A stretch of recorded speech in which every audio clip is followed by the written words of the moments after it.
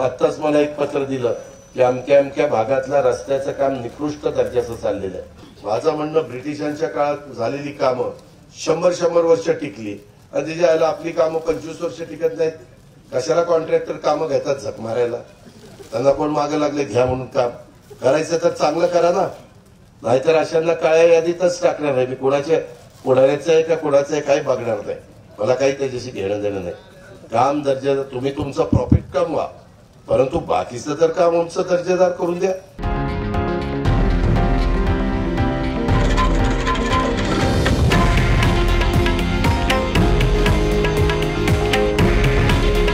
हे आहे देशातील नंबर 1 न्यूज नेटवर्क आणि आपण पाहत आहात TV9 मराठी। काळजी तुमची, हित महाराष्ट्राचं।